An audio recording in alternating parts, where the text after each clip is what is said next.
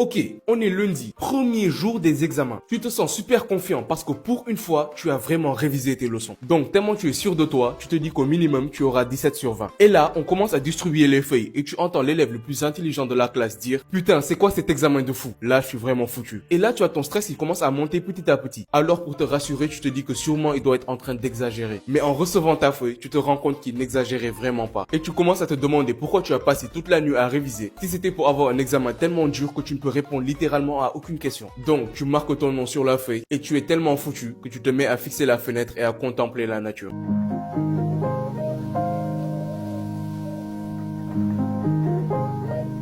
On a déjà tous vécu ce moment où la vie décide de te mettre une grosse claque sans prévenir, sans pitié, juste pour te rappeler que dans l'immensité de l'univers, tu es rien. Bref, vous l'avez compris, aujourd'hui on se retrouve pour parler des moments les plus hard de la vie. La vie est tellement hard. J'ai jamais vu une traîne d'aussi mieux. Avant de commencer, n'oublie pas de liker et de t'abonner. Bon, trêve de blabla, on commence avec quand ton téléphone se casse. What the hell? Oh my God! La seule chose pire que de perdre un match, c'est de voir ton équipe préférée perdre. Regarde déjà, ça c'est le mi-temps.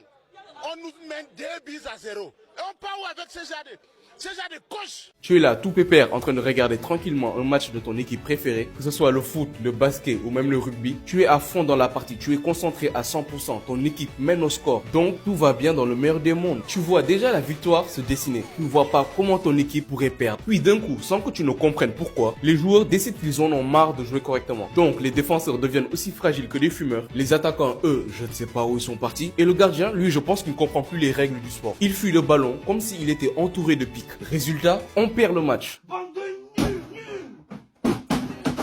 Ma mère, bande de sales nuls, nuls. Et toi, tu es là derrière ton écran en train d'hurler, en train de donner des conseils comme si les joueurs allaient t'entendre. Et à la fin du match, tu es complètement épuisé comme si tu venais de jouer le match à la place des joueurs. Tu commences à balancer à tout va. Oui, les joueurs sont nuls. Je te promets que je joue mieux que ce joueur-là. Je peux comprendre que tu sois en colère, mais dans la vie, faut être réaliste, mon gars. Tu es là affalé sur ton canapé avec ton gros ventre et tu prétends être en meilleure condition physique que des joueurs professionnels. Mon gars, laisse-moi te dire que c'est pas pour rien que eux, ils sont sur le terrain et que toi, tu ne fais que regarder. Bref, tout ça pour dire que c'est normal d'être en colère après une défaite. Parce que moi, je suis un supporter du Real de Madrid et je suis pas trop habitué aux défaites.